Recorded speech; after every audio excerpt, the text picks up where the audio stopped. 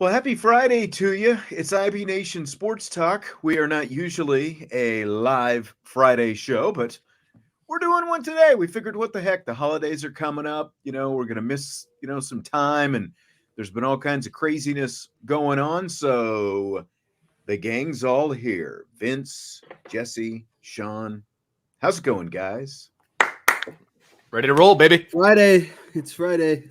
Yes, thank God. 5 more days till I'm on break. I was gonna say my last day is next Thursday, so I got a week. 1 day earlier. Yep. 1 day earlier than me. I saw right before we started, I don't know if you guys saw this, Rico Flores has committed to UCLA.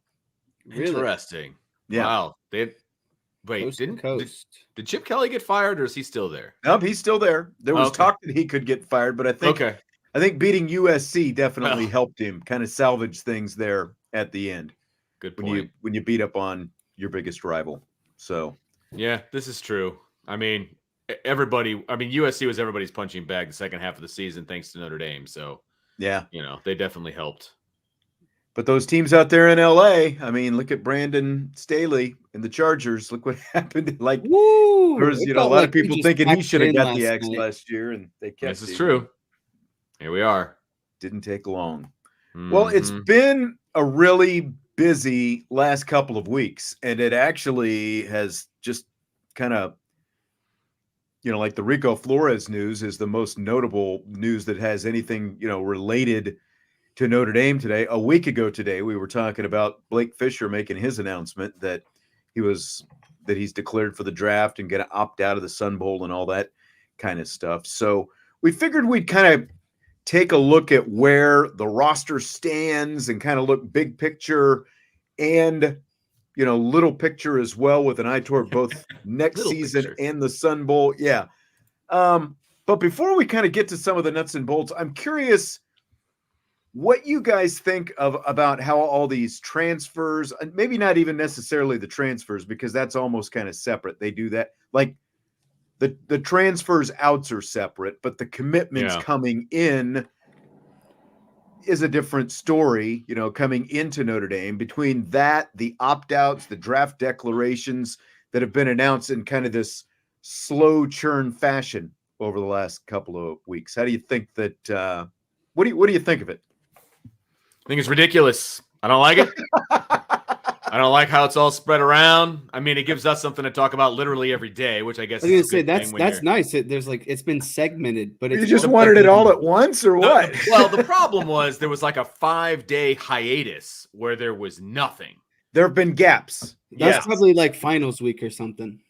That was the week before finals week. This is finals week. Yeah. So like last week we had, I believe, an announcement on Monday. We had an announcement on Friday or Saturday. I forget exactly what it was, but there was like all those days in between. If you want to hear it, want to hear kind of, because this was, they have owned the news cycles for sure the past couple of weeks. And, some good, some bad, obviously. The mostly bad stuff came up front. Again, like Chancey Stuckey getting fired, and then starting with Chris Tyree and Tobias Merriweather and Rico. The Band-Aid off kind of quickly. Yeah. But again, like the guys entering the portal, that's their thing. Notre Dame really can't control that. If the guys want to enter the portal and announce they're entering the portal, that's their deal. But the other stuff, they were strategic with how those announcements came out, and they were, the timing, the ones they can control. It wasn't accidental. They had it all planned out. And I went back through. And I made sure, and I kind of went through like in the order, we've got our stories posted. I've got to find the right sheet here, but I've got them all. So like, let's start with Monday, December 4th. Right. Okay. That is the day the transfer portal officially opens. Okay. So now you've already got a bunch of guys in the portal at that point. Braylon James, Ramon Henderson, Rico Flores, Tobias Merriweather, Chris Tyree. Again, you can't control that stuff from the week before, but then the portal opens, Jordan Clark commits. It's like, okay, that's pretty cool. And then the next day, you got Maris Leofeld declaring for the draft and opting out. So you've got that piece of news, but then you follow that with some good news. Chris Mitchell, the Florida international receiver, he commits to Notre Dame. And so then that was Tuesday, and then 3 days pass. It's like, That's okay, what it was.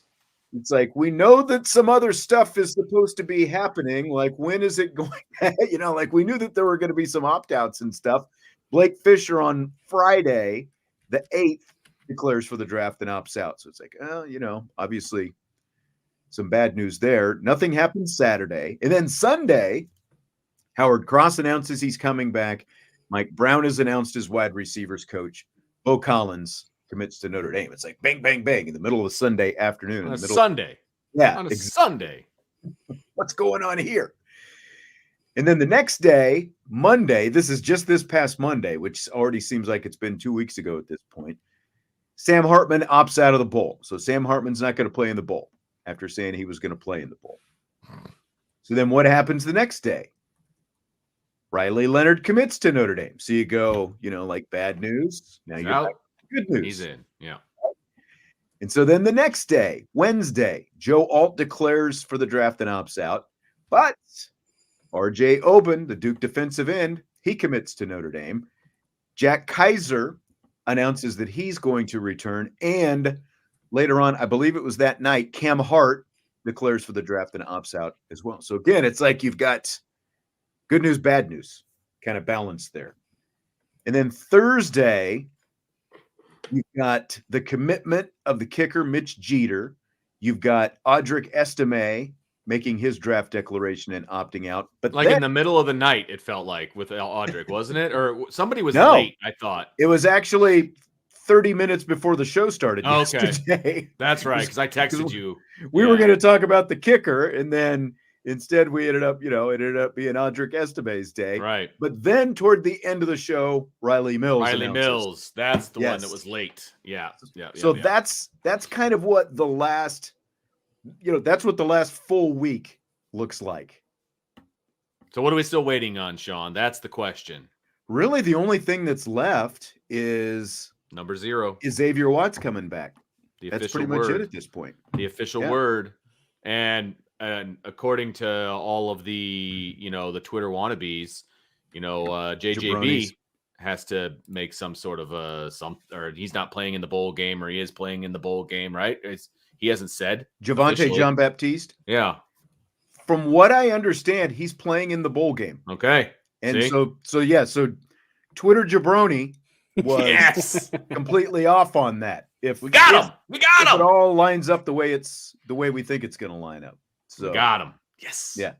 It's hilarious. He's breaking news that like everybody knows, but JJB, I love the fact that, and I said this on an earlier show, that he retweeted it and it would just like question marks. Like, what are you talking about? Like, I hope he plays. You know what? I hope that my hope is that he was not going to play. And then this idiot put that changed stuff out his mind. And he's like, you know what? I'm going to play just to prove you wrong. Like, I hope that's how it went down. That's how I want it to go down. Out of spite. That's right. I live my life out of spite. So I hope that is how he went about this decision. But they have definitely, like, to your point, Vince, like, I'm glad it was strung along. I felt like, though, like they could have even, rather than have like 4 different things happening on the same day, like it could have been, there were some empty days there in between. The empty day thing was tough for me. I didn't like that. And now that we've kind of hit the weekend, I hope there's really no more announcements. Like, obviously, I want to hear if Xavier Watts is coming back or not. Okay, that's awesome. But like, now it's time to kind of turn the page to the actual game itself. Like, can we figure out who's playing, who's not? Let's actually talk about matchups of the game and things. You know what I mean? Like, I feel like it's time to do that at this point. There's a game to play. That's right. Exactly. Like in 2 weeks. 2 weeks, as a matter of fact. 2 weeks from today, right? Yeah. Yeah, exactly. It is 2 weeks from today at 2:00. Has any of the moves surprised you guys?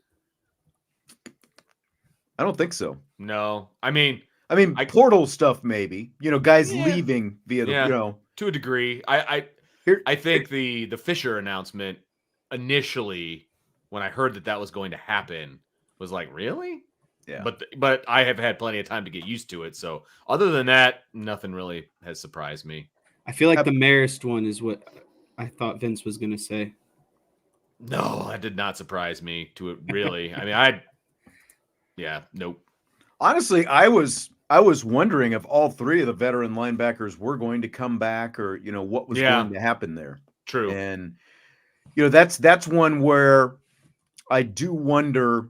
Kaiser ends up being the only one of the three coming back. Like, I wonder how much of that, as much as Al Golden likes the veterans and all that different kind of stuff, at some point it's time to move on.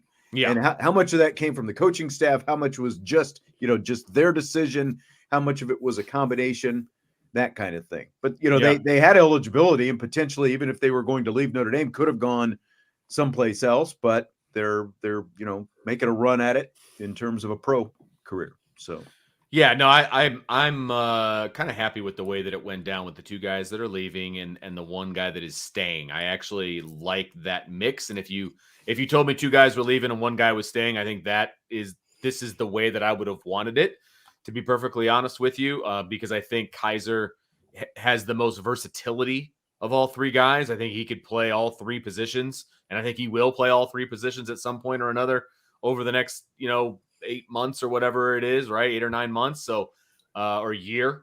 I like, and plus he's, he's a leader. He's a possibility of being a captain, all of those different things. And so I think him coming back is actually really good for this room, especially with all the young guys that are there. But those young guys have been in the system now for a while. They've got some stuff under their belt. Like, it's time to kind of let those guys loose and let them see what they can do. Let all of us see what they can do.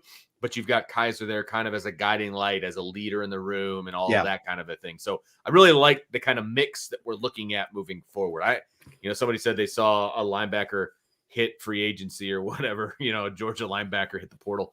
I don't want them to bring in a linebacker. No, they got tons that's of not talent. a position they need. Yeah, I think maybe probably another defensive back and an offensive lineman. And obviously they're hosting Jamal Banks, the wide receiver from Wake Forest. I think those are the three remaining positions that they would like to hit, to get some experience at those positions. But like we talked about before, I think finding the right kind of guy, especially an offensive tackle who can come in and be somebody you want, who's going to be a transfer as well. Like, that's tough to find. Yeah, and it's probably going to end up being a right tackle, I would assume. You know what I mean? Like, just because of that specific profile of a guy with experience. But it's like, if you've got that much experience, why aren't you moving on to the NFL? If you're that kind of thing. So either that, or they're going to Colorado.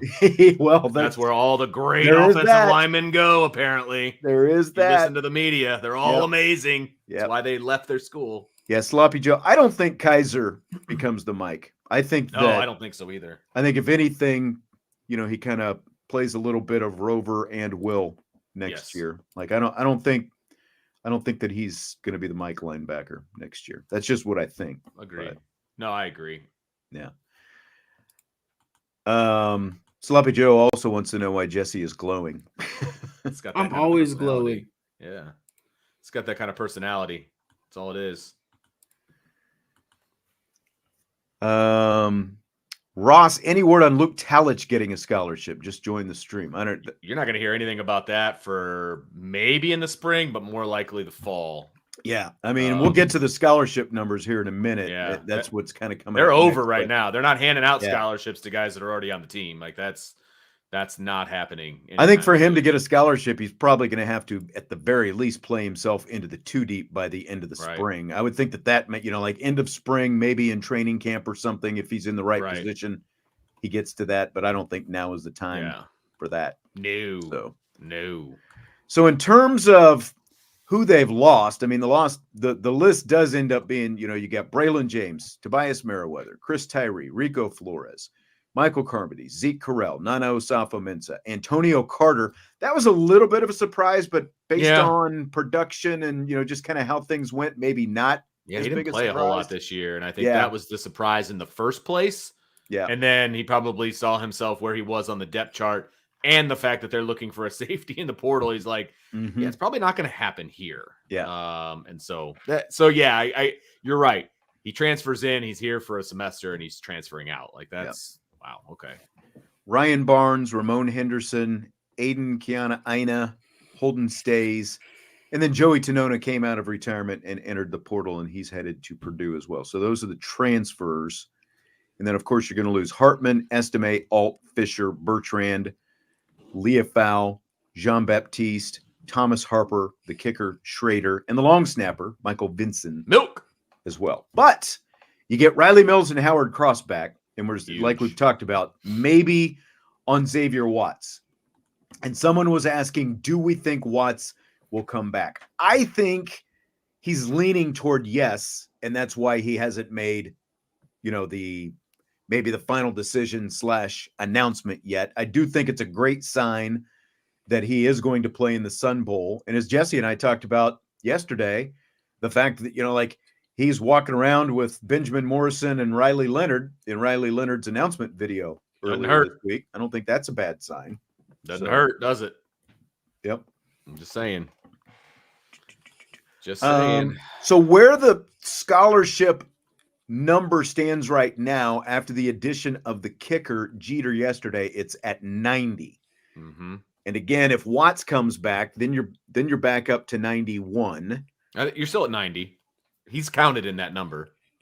Oh, is he counted in that number? Yeah, because he hasn't declared that he's leaving. Okay. Yeah, because he put the way, if you're looking at well, I went through and looked at it, but thing. I didn't. There's a lot of names in there that we know. Right. Are, So basically, anybody that had eligibility left, he had on that list and counted them towards the scholarship number until they declared one way or the other. And so Watts is already included on that list. So it's at 90, which, I mean, I'm not a math major. I'm a gym teacher, but it means they got to get 5 more to hit the Ixnay button. And so whether that happens before spring or after spring, they do have to get down to 85. And we're talking about there's still a couple of positions potentially of need in the portal. So you're still going to see some exodus from this team. And again, you don't have to get to 85 until the first game. You don't literally until kickoff next year. So. Correct. Plenty of time. And guess what?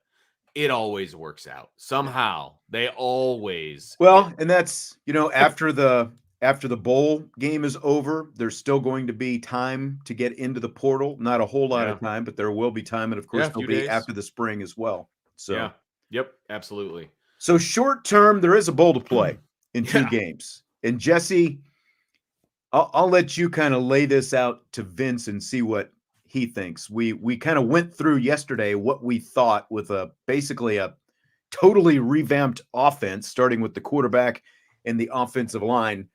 What kind of game plan do you think that Jesse That's what he just says to you about your game plan? Jesse flat out disappeared. He went away. All right. It's crazy because he told me the other day that his internet has been kind of acting up like at this almost the same time every day for the last terrible time week or 2. I know. Terrible time. Well, so Vince,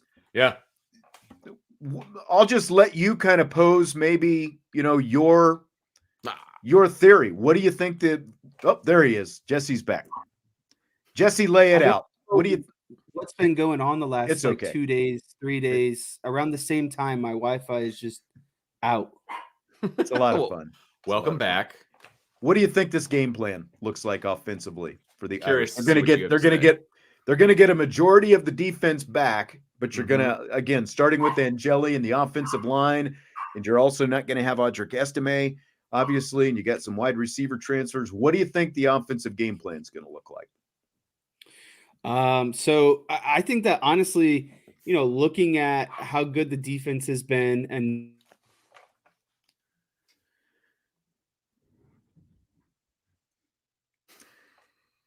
well, Vince, I think we're just going to have to defer to you. That's all right. Let you give your own theory. What do you think the offensive game plan is going to look like? So the offensive game plan to me is going to be run heavy, and it's going to be very simple throws for Angeli to make. A lot of the stuff that he was doing, honestly, when he would come in from mop-up duty, but still running the offense, that's what he was doing. They weren't asking him to really throw it down the field all that much. They may take a couple of shots, that kind of thing. But look, when you look at the way this game is going, and you both said it, the defense is almost completely intact. And this is a very quality, high-level, championship-level defense, right?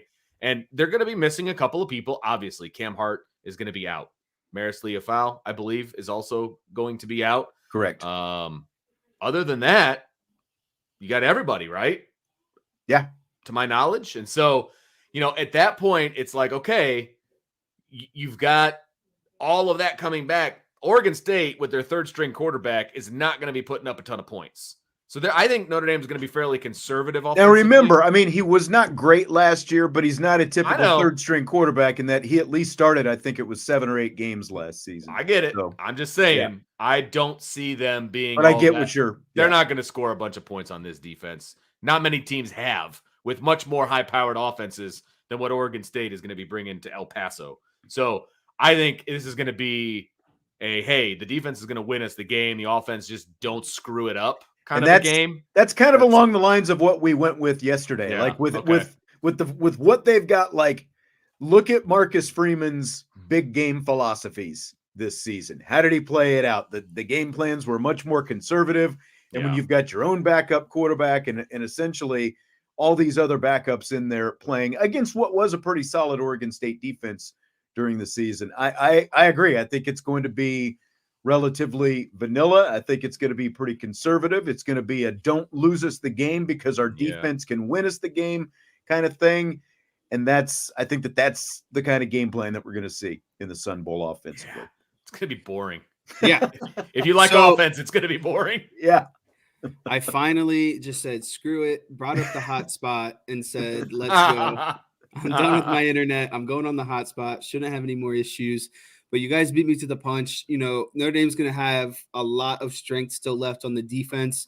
And then, the guys like Jaden Mickey, Christian Gray are going to step up. Some of these young linebackers are going to get an opportunity. I'm not really worried about the defense. And then offensively, I think you're going to see a lot of running between Price, Jeremiah Love, a lot of swings and screens out of the backfield, easy passes to kind of get Angeli going. I think they might take some shots here and there if they gain a little bit of a lead, but in the terms of the words of Cam Newton this week, Angeli is going to be a game manager, and that's all he's going to be. Rely on that defense. Don't turn the ball over.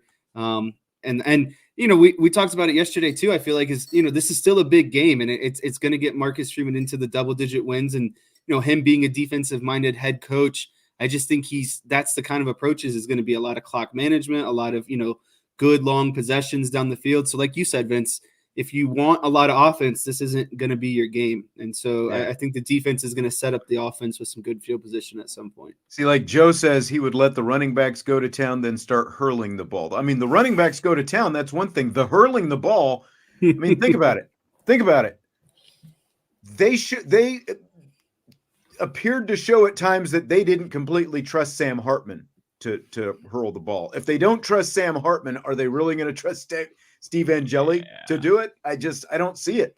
I know that everybody wants to see, but I just don't think it's realistic. I don't, you might see a shot or two, and part of that's also going to depend on how much they feel like they can trust 2 new starting tackles to go out there and protect the quarterback. And again, going back, why isn't Sam Hartman playing in this game? I think that probably has a lot to do with it. Well, I think that's, you bring up the tackles is something that I didn't think of as well. If you don't, not that you don't trust the tackles, but it's obviously not Alt or Fisher. And then you're also asking, a quarterback to make his first start. I imagine it's a lot of 1-2 ball out, 1-2 ball out, or maybe 1-2-3 on that back foot ball out. So if you're not, 100%, these tackles are making their probably first starts of the season as well. So it's like if you got all of those that diamond of your quarterback and tackles of all starting, I'd have to imagine again you're not going to probably allow for a lot of plays to develop downfield. It's going to be a lot of kind of shorter, again, 1-2-3, get the ball out. Yeah. Yep, completely agree with that. And I don't know what everybody's worried about. I mean, Steve Angeli is the next big thing at Notre Dame. And so Vince, I know what I was watching the Blue Gold game, 2 years ago when he scored on all the walk-ons and third stringers. I mean, that was a feat of athletic ability that we haven't seen ever at Notre Dame Stadium. So that's Vince, what I'm expecting. Do you think that this offense is going to be basically the skeleton of what Sam Hartman was running, or do you think we might see some elements of what's to come next season? I guess how much tinkering do you think of what the offense has been done? Or is it just the same skeleton of what's already been kind of done so far this season? They're not reinventing the wheel in 15 practices. So it's going to be the same offense that we've seen all year long. You might see like a wrinkle or two that we haven't, because again, like you're not going to have Audric Estime. So there might be a wrinkle or two in there. I think everyone kind of comes out. There's typically, I mean, just look at the Gator Bowl last year, right? There's like one or two, like here's what we can put up our sleeve that we haven't shown on film this year. And the fact that you've got a different quarterback helps you do that as well. But I don't think that they're going to go out of their way, especially like with Texas A&M on the horizon. You know, Mike Elko already knows a lot about Riley Leonard, obviously, but they're not going to show any hint, I don't think, of anything that's going to happen next year. And Steve Angeli and Riley Leonard are two polar opposite quarterbacks, folks. I mean, even though we saw that feat of athletic ability and him scoring around the outside, that's not his ball game. Like, that's not who Steve Angeli is. That's not what you want to do with him anyway. Peanut butter jelly time. Yeah, well, it's going to be peanut butter jelly time, but it's not going to be the Riley Leonard offense that I think we're going to see in September. So, well, let me ask you guys this big picture with where this roster is now, especially like when you look at everything they were able to add this week. You know, they got Riley Leonard. They got the prize quarterback out of the transfer portal. They've got 2 wide receivers. They've got a kicker. They hired a new wide receiver coach. Plus they got 2 big returnees, Howard Cross and Riley Mills. It's just like, how much better do you feel about what's coming next year, maybe even compared to how you felt coming into this season previously? If you can anchor down the offensive line, I feel great about it, to be honest with you, because I think the defense is potentially, as crazy as it sounds, might be even better shape next season. Even after losing Cam Hart and some of the linebackers. But I think if you can get Watts back, combined with a lot of the talent at linebacker and corners, and then getting the defensive end as well, I think that the defense will be just fine. Offensively, I think you're going to have an offense that's going to be tailored around these quick, explosive type plays, utilizing Riley Leonard's mobility, the ability to move the pocket, stuff like that. And so to me, I think it's all going to come down to, are you going to have a solid offensive line? Can you protect long enough to allow your quarterback to move the pocket around? Can you still control the line of scrimmage like Marcus Freeman wants to do and gain, some of those 3-4 yards in the power run game? And so if they can figure it out amongst the offensive line, I think that they would be in a better situation next season.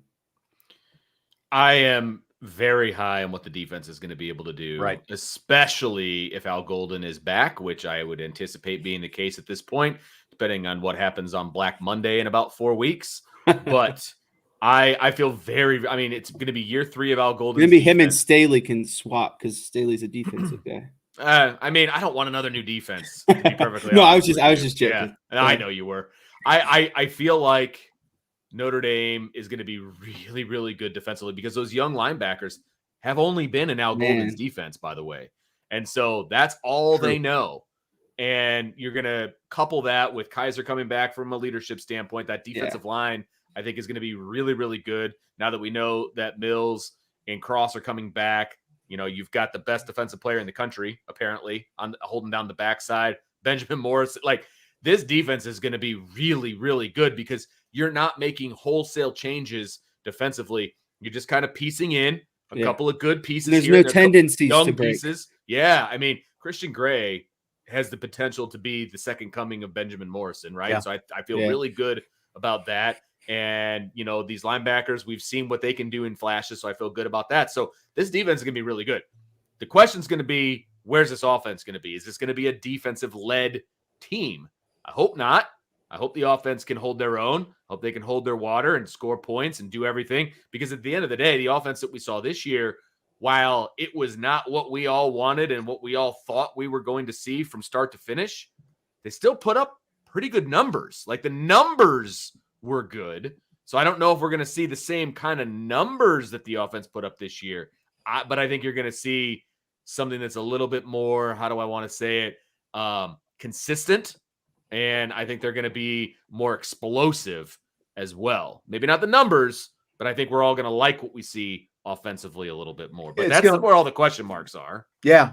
I mean, I don't have a whole lot to add to that. Like, comparatively, I felt pretty good about the defense coming into this season, but after seeing what they accomplished this year, I feel night and day, like even that much. It can be, it should be a national championship caliber defense. Yes, absolutely. Year. Let's put 100%. It that way. They like, and I've said this. I'm not just talking about playoff. I'm talking about national championship caliber. I agree.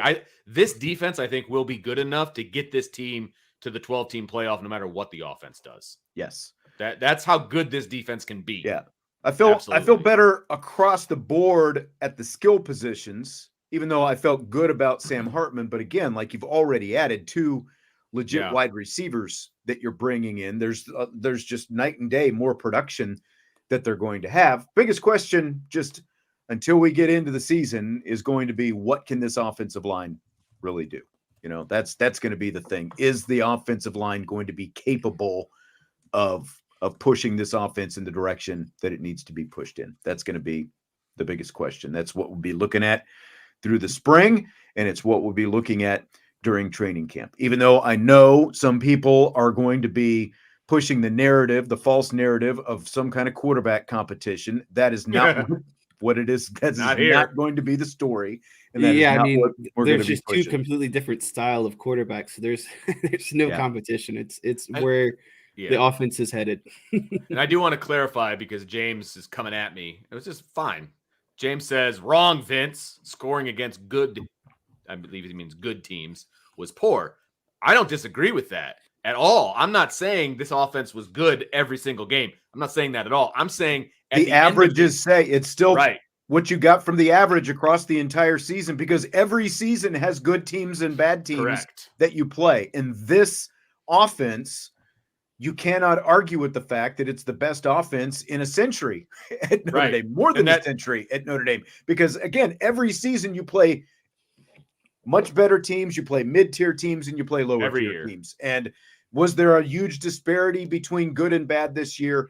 Yes, but the end result is it put up great numbers in the balance of the season. So that's just, and that's all I'm talking about. Like, the end of the year numbers, what we saw, they were really good. And, the scoring average, all of that stuff, it ended up being really good. Is it the offense that I wanted to see game in and game out? No, absolutely not. So that's what they have to fix, obviously, right?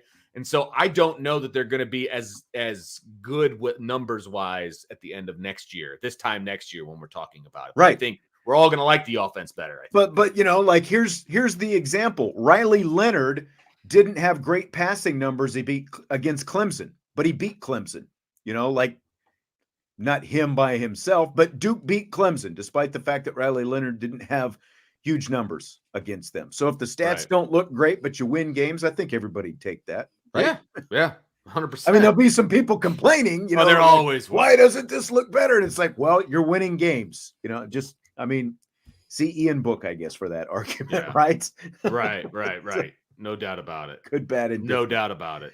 All right, guys, we need to move on to rapid fire because we are against a time crunch. Are you ready for rapid fire? Let's do it. So Vince, ready, baby. Be freaking short and to the point, all right? Wow. Wow. All right. There's a joke in there. I hope you got it.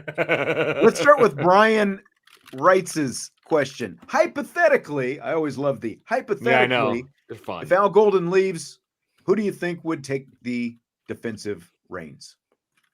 Did you say it together? 1, 2, 3. Mike Mickens. Mike Mickens. Either that or another Wisconsin/Cincinnati. I mean, the only thing that's going to keep Mike Mickens from getting the defensive coordinator job is the inexperience. And you would have relative inexperience across the board, both coordinator positions as well as the head coach. And is that something from a program standpoint that you want? As good as we think Mike Mickens can be, and as good as he has shown himself both as a recruiter and as a coach of the cornerbacks, to me, that's the only knock on Mickens. The only thing that would really potentially keep him from getting it is that inexperience. I just feel like the hype that Marcus Freeman has kind of, you hear him talking about Mike Mickens, how he's ready to be a DC, all of that. I would find it very hard to believe that they wouldn't hire from within. You know what I mean? If that was the case, I would find it very hard to believe at that point. But you never know. I mean, people love Mike Mickens right now. If there was an opening in defensive coordinator, maybe people wouldn't love him so much. I don't know. But I think that is what would happen. No disagreement, Jesse? No disagreement from me. It would either be Mickens or, again, some branch or tree of someone that Marcus Freeman knows that has ties to Cincinnati, Wisconsin, that kind of situation. But I think Mike Mickens would be first and foremost at the top of the list. Fill in the blank. The departing Irish player you'll miss the most is blank. I'll start with you on this one, Jesse. That's an easy one. So like there's a sexy answer and there's a not a sexy answer. The sexy answer is Audric Estime. Just because I think that, and I know it's like the counter argument would be, like we probably want to see some Jeremiah Love and some of these younger guys, but I just love the power, the speed, and the finesse that Audric Estime has. I think he's like the ideal back, but the non-sexy one, and what I was just talking about earlier, would have to be Joe Alt, just because I'm so concerned about those tackle positions for next season. It's not easy to bring in new tackles at each side, especially when you're replacing a unanimous All-American in Joe Alt. So I would have to say that Joe Alt is my answer, but it's not It's not as sexy as Audric Estime. It's okay. This one's easy for me. It's Cam Hart all day long. I have been a Cam Hart fan since way back when. I love his game. I think that his measurables are awesome. I'm really excited to see what happens with him moving forward, obviously, but I think he was so undervalued by Notre Dame fans as a whole because I think he was in the shadow of Benjamin Morrison, and they kind of forgot that Cam Hart existed, but there's a reason last year specifically that they, in 2022, that all those balls went towards Benjamin Morrison because Cam Hart played really, really well. Mm-hmm. And same thing this year. A lot of balls went towards Benjamin Morrison, even though he was a freshman All-American, because Cam Hart was playing really, really well. So I love Cam Hart, and I feel like he's going to be one of those guys that is going to get even more respect after he's gone. You know what's interesting is I read the question, and then in the live chat, the first four people who gave their own responses, four people each gave a different response. You had Estime, you had Hart, and there was another one in Somebody there. Said Rico Flores. Rico Flores, yeah. Rico Flores was in there as well. And personally, it probably should be either Sam Hartman, Chris Tyree, or Tobias Merriweather, right? Like based on talent and expectations and the whole thing. But unfortunately, for different reasons, none of those guys quite met the bill. And, Jesse said, there's the sexy pick and the unsexy pick. To me, I'm just going with sexy all the way. I'll just say Audric Estime, even though, I think, there's, as Vince has pointed out, there's a ton of talent in that running back room, and we're going to get to see a lot more of that next year without Audric Estime. But Estime was just fun to watch, and the production was there as well, so that's, sue me. I like guys who produce and make it fun to watch them produce. Totally get it. He was fun to watch. Estime was fun to watch because you just never knew what he was going to do, and he's going to truck somebody or run away from somebody or hurdle somebody or whatever. There's no doubt about that. As far as Rico Flores, he overachieved this year as a freshman. I don't think anybody anticipated him doing what he did this year. There's no doubt about it. But he's 100% replaceable. He is. He's 100% replaceable. Yeah.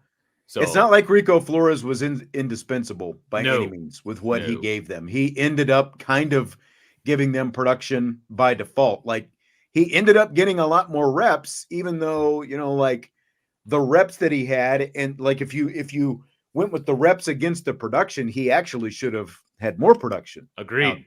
No, I do agree. And that's, again, part of the reason for this tumult in the wide receiver room that led to a lot of different things. We don't have to go back down that road again. But, look, as I said before, I'll take the trade-off with what they lost at wide receiver versus what they have coming in. And that includes both the veterans that they've got coming in and the freshmen that they've got coming in the door as well.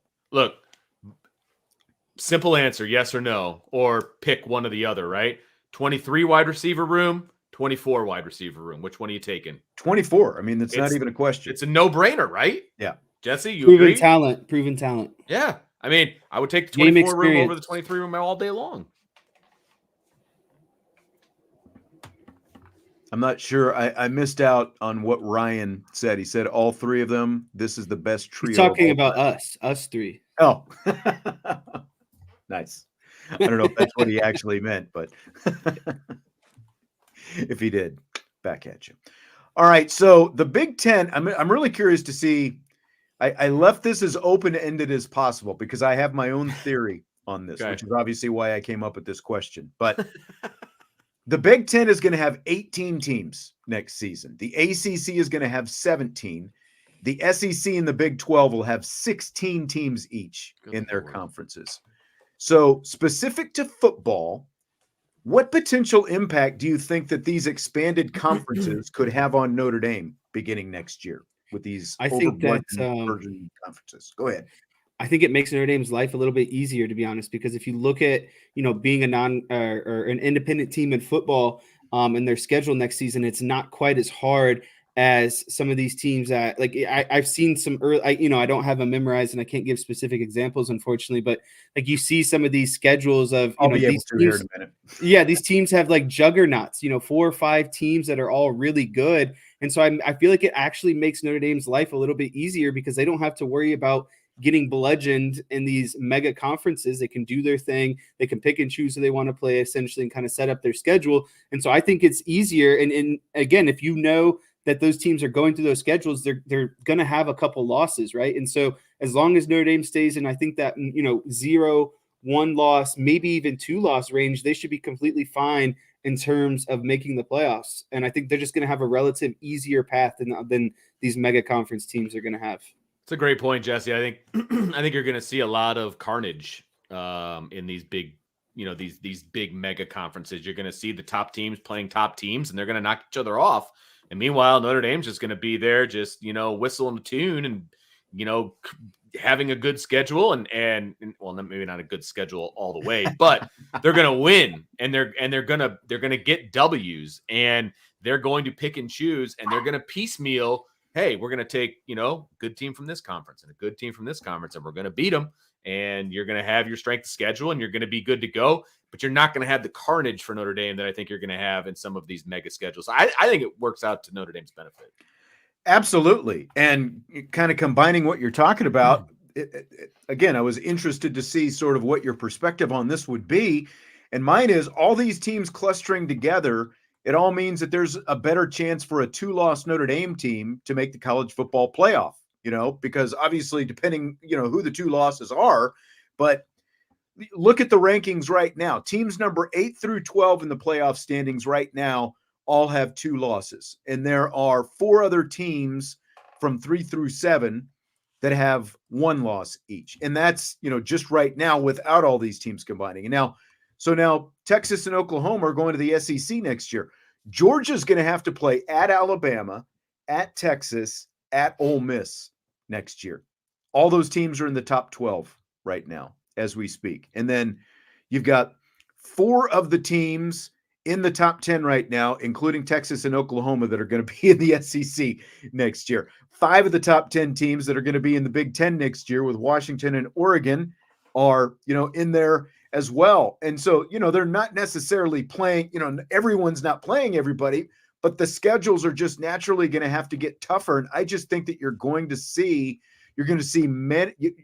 far fewer unbeaten teams at the end of the season. You're going to see many more teams with at least 1 loss. And it raises the chance that once you get out of that top 4 or 5, that you're going to have a lot of multiple loss teams. And I think that, again, that just helps Notre Dame out down the road, and maybe Notre Dame doesn't even need to schedule quite as tough as a result, because all these, as long as you've got 1 or 2 decent games on your schedule every year and you're able to, make it through with 1 or 2 losses, they should be in really good shape in a 12-team playoff to get in every year because all these teams are playing each other in these big conferences.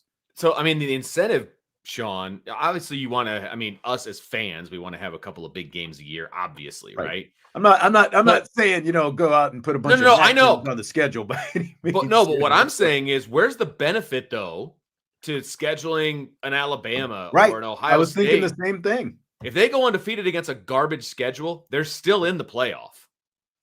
I'm sorry. An undefeated team is not going to, an undefeated Notre Dame, no matter what their schedule is, unless they're playing a bunch of Georgia States or something, right, is not in going a 12-team field. Yeah, it's like it's one thing for Florida State without its quarterback to get left out of a 4-team field, but yeah, there's no way an undefeated Notre Dame is going to get left out of a 12-team field, and even a 1-loss Notre Dame team. Again, it all depends on what happens, but the odds just increase that you're going to have many more multiple loss teams because of the fact that they're all clustered together now, with Washington, and you've got 4 teams from the Pac-12. They're going to be part of the Big Ten right now. And 2 of them, one of them is in the playoff. One of them just missed the playoff, and then you've got Michigan and Ohio State. Michigan is in the playoff. Ohio State just missed. All 4 of those teams, plus USC, plus Penn State, they're all in the same conference, and again, like it's not much different in the SEC. So, again, like the odds increase, and it also decreases the chance that a team like Missouri, which had a great season this year, like if I'm Eli Drinkwitz and I've got a chance to get out of there, I would be getting out of there very quickly, because it decreases the chance that a team like Missouri or, whoever is going to sneak up and have a season like they had, because of all these teams, that just the gauntlet of teams that they're going to have to play going forward. Yeah.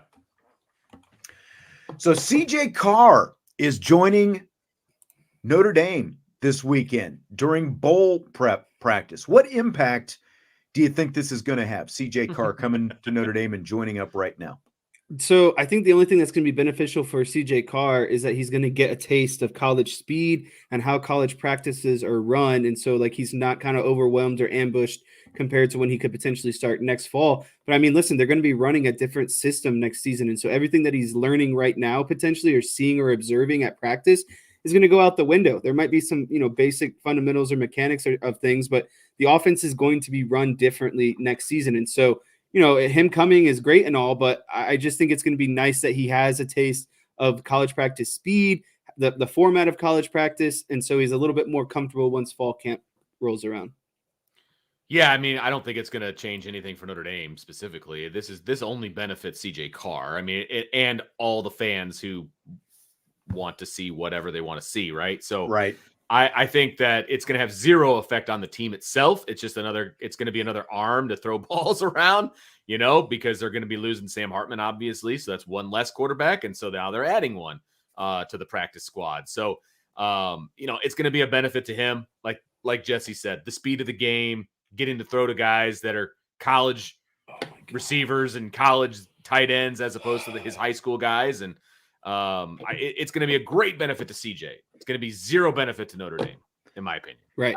Yeah, I think he just, really can't wait to get here. And he probably floated this idea to him, and they were like, "Oh, okay, sure, why not? We'll put you up." Did you see the picture that his mom tweeted this afternoon? It was like, going to say that. It was almost like like the kid going off to his first day of kindergarten or something. It's like CJ Carr walking off the porch. He's got his Notre Dame backpack on, and she's like, good luck on your, next year. I mean, it was kind of cool, obviously, but kind of confirmed to all of us that he is going to be here this weekend. He's probably here, because I don't even know if Marcus Freeman can officially say anything about him tomorrow at the press conference, because he won't be able to sign officially until next Wednesday. So, I mean, we get to see practice next week, right? That'll be before signing day, by the way, right? So it'll be, I don't know. It'll be interesting. That's a good call on your part, sir. Yeah, I don't know.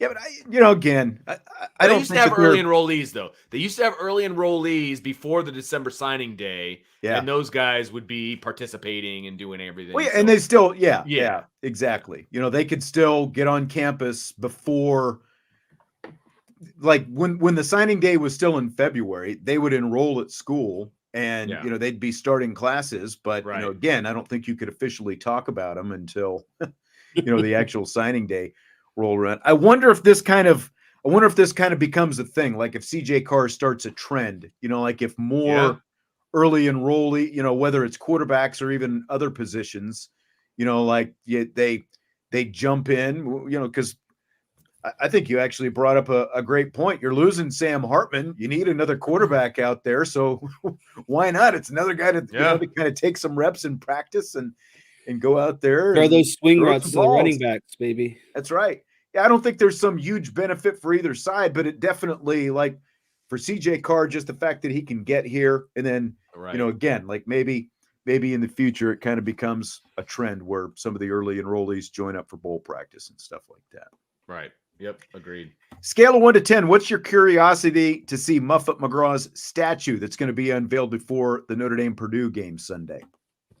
Well, if I was in town, I would say that I'd make my way over to. Well, you'll see a photo of it. Yeah, but I would put it like this: next time I'm on campus, I would make a point to go see it. But I'm not there right now. I think that's the best way I can describe it. That's a good call. I am excited for it. I think it's long overdue. I think it's fantastic. I think it's great. My excitement level is probably at like a 7 or an 8. Next time I'm on campus, I will definitely make a point, like Jesse said, to go check it out because I do want to see okay, I'll see it on social media first, obviously. What's the pose? What's the pose look like? All that kind of stuff. I saw them lowering it in place, but had blankets wrapped around it. So she's obviously standing up. I did see that. And I was, I'll say I was a little disappointed by that. I want the crouch. Is that wrong? I want the crouch. I know. I was surprised that they had it wrapped the way they did so you could actually see. It was tight. You had a pretty good idea of what it was. I thought there might be a big blanket draped over it or something like that. It was the literal shroud of secrecy. Yeah, I'm at an 8. I do want to see what it looks like, but just seeing that photo that we saw kind of gives a little bit of it away. So it does. There's not going to be total surprise anymore. And I don't know if they're going to add more to it, but for example, the Lou Holtz trophy has other guys, in the trophy. There's players and there's this and there's that. It looks like it's just one singular whatever. So I don't know. It'll be interesting to see. And like I said, it's totally deserved and overdue. Right. She's as of now scheduled to be on with us in the pregame show, the Notre Dame Radio Network on Sunday. So 11:45 a.m. Eastern time because it's a noon tip off. The ceremony is actually, I think it starts at 10:45 Sunday morning. So outside, of course, that makes sense. Yeah. Yep. The unveiling and the whole thing. Cool. All right, I've got to get through these. Do I want to? We're not going to have time to get through all of these. So should I save the long one for next week and just kind of jump to the last 2? What do you guys think? Sean Stires, I'm not going to lie to you. This is all fresh to me. So you haven't even looked at the questions. Jesse, have you looked at the questions today? I did look at the questions. I glossed over them. I didn't give them my full. All right, we're wasting time with this. Which storyline are you more done with? Which storyline are you more done with? Tommy DeVito, the Italian quarterback, or Taylor Swift and Jason Kelce? Are you serious? I know what Vince is going with. He's going to play to his heritage. This is which are you more done with? I'm more done with the Kelce and Taylor Swift stuff. It's over. They're dating. It is what it is. I still find the DeVito stuff funny. I love his agent as well. I can't get enough of his agent. Straight out of Central Casting, man. That. So I think I'm curious to see how long this rides out because DeVito's first game was against the Cowboys. Not really a good defense to be starting your NFL career on. But since then, he's actually looked kind of decent. And so the better he does, the more I see of this Italian agent walking around in his matching. Love it. You know what I think of? It's he's wearing the matching tracksuit jumpsuit version of suits. That's what he's wearing. It's the business casual version of the suits. So I love it. I want to eat it up. I want to see the next thing that he's wearing. Yes. It's got to be crazier and crazier. They might as well just be. This might as well just be like when the Giants play. Just put, do the Sopranos intro. Like at the beginning of a Giants game. That's 100%. That's what it's turned into at this If they point. haven't jumped on board with that at this point, like, come on, man. What are the Giants doing? They're literally in Jersey. They're playing in Jersey. Like, how can you not live up to this and play it up to its fullest extent? I mean, it's like Dan Marino was Italian. I don't remember, it's like, but he wasn't from Jersey. He wasn't from Jersey. Come on, Joe Flacco, Jimmy G. They act like this is the first Italian quarterback who's ever played in the NFL or something. And like, he's not. This agent is just a cartoon character. Exactly. It is driving me nuts. It is driving me nuts. Even more than Taylor Swift and Kelsey. It is driving me nuts right now. I can't with this whole DeVito thing. I want to call him Danny DeVito like every time I say his name. The difference is all those other Italian guys that you referenced all went out and got real agents. This guy went like down the block. Found his brother. Yeah, he got like Johnny from the block, and he's like, "Yeah, I need you to be my agent."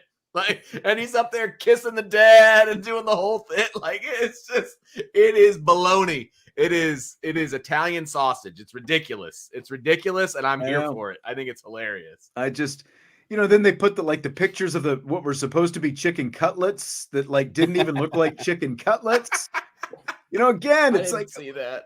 Like, come on, what is it? By the way, remember when the Swift Kelsey stuff, started taking off a couple months ago, and I mentioned, hey, Taylor Swift might be the most famous person in the world, and all these people are like, oh, I can't believe you would say that. Taylor Swift is not the most famous person in the world. She's at least the most famous celebrity in the world. And did you, she's on the cover of Time magazine today. And it is the highest selling issue of Time magazine in at least 12 years. Pre-orders have gone over 245,000. And, 12 years ago, by the way, the last, and I think it was the Royals, something about, the royal England, family. The royal family or whatever. 12 years ago, people were actually still buying magazines, and here we are now. And this one is breaking records with Taylor Swift. Look, I'm not a Taylor Swift fan, but no, I'm just telling you. But I'm not surprised. Yeah, because I think there's 4 different covers that they're putting out, 4 different pictures, and there's the Swifties are all they're getting one of each. Yeah, and they're gonna frame them and do all these different so. She has so many fans that are so freaking crazy that they're buying all of this stuff and they're going to all the concerts and they're doing the whole thing. And she's amazing because of that. I'm impressed by that alone. She wasn't all that famous before, but then all of a sudden when she hit 30, just blew the roof off the place. It's exploded. I don't get that part of it, to be honest with you, but she is by far the most popular one in the world. No doubt. You add in maybe some people that, the Travis Kelsey type fans or vice versa. And it's now you're getting even a bigger pool of people to potentially go out and buy this stuff for whatever reason it might be. I mean, I know it annoys Al Michaels and Jim Nance. It annoys me too. When I want to watch football, I want to watch football. I don't want to watch all the extra crap. That's the only thing that I would say. It doesn't annoy me anymore. They were showing Tommy DeVito's dad, and the whole thing in the stands the other night. I'm on record for Infinity. Those shots annoy me. The constant cutaways to any family member. Sure. In the stands, that annoys me. So Taylor Swift doesn't annoy me more than any other cutaway to the stands. Let's put it that way. Yeah. It annoys me, but no more than any of the others. Right. Vince, do you have time for one more? Bring it. Let's go. Okay. So what if I had one? SI Media podcast host Jimmy Train has said this week he needs the TV announcer to say no flags at the end of a punt or kickoff return that goes for a touchdown. So, he's at the 5, touchdown Dolphins, no flags, that's what he needs to hear. He needs to hear no flags at the end because he says most of them get called back by penalties. So, do you buy or sell? Do you need to hear no flags at the end of these big calls like that? Yeah, because then I don't get my hopes up. I don't go through the celebration, the jubilation, the excitement of getting free points, of returning a special teams touchdown. Like I need to know, because if you're going to break my heart like that, that's usually what it is. He's right. And so just get it over with early. And I think it makes it a better kind of overall situation because of that. Okay. It's a huge sell for me. I think that's ridiculous. The only time I need to know that there's no flags on the field is if it's radio, not TV. I can see the field. I can see it. And the flag usually comes out. And there's a yellow thing. What else can you see? That's right. Immediately on the screen, if there's a flag, they put flag. They put it up on the, yes, absolutely correct. So radio, yes. TV, you absolutely not. No. It's very interesting because I held back part of the information as well. Trina said he's a he self-described degenerate gambler. And while Vince and I dabble in gambling, Jesse is much more involved in the gambling. And that's why he said, like, as a gambler, he said that's why he needs to know it. And he said that any gambler would agree with him. And so in this thought experiment, Jesse fully agrees with what he says. He needs the no flags. I don't need the no flags because, again, it's TV. They've been like, as soon as there's a flag, they throw it up there on the screen. Yes, they do. They put it right there. Yes. If it's radio, like Vince said, you obviously can't see it. Then you need the announcer to say it. I think it ruins the call if you're talking about flags and stuff right away. Like, save the flag talk for the end. Let it breathe a little bit. Let it get to fruition, and then you mention. I was set up. That's great. You were, and you took it. I was. You took the bait. Yep. All right. I want to share this though. Who do you guys? You want to share what? Oh, am I supposed to put this up on the screen? Yeah. Here we go. These are all the bowl games starting this weekend. Which one are you most excited for? All right. Well, I got to look at them. Hold on. Oh my gosh, there's bowl games this weekend. Yeah, I didn't even Saturday, tomorrow, baby. I'm going. Give me Appalachian State versus Miami of Ohio. That's where I was going to go too. That's interesting. Boise State, Miami of Ohio won the MAC. App State is upset. What was it? James Madison also had a solid year. Yeah. Give me that App State and Miami game. That's what I'm really looking forward to, actually, because Dylan really wants to go to Miami, so I've been watching some of their games, and good old Chuck Martin's got some Notre Dame roots, obviously. Yep. So, that's the one for me. Yep. That was my fun question. Andrew said, Sean, you bet on games, give some tips. I'm not the one to ask for tips. Like I said, Vince and I dabble in like Jesse has spreadsheets and like he's made some coin. Yeah. He is like creating like his own, analytics for the different. I need him to just give me the one to ask so that I can just bet whatever he tells me to bet. That's what I'm gonna start charging like a $5 service fee. You want the bet $1? That's fair. That's fair. Only, but you got to be like one of those injury attorneys. Like, only if I win, you get the money. I've told people before. I was like, here's if the bet loses, I'll front like 50%, but if it wins, you owe me like 25% of whatever you win.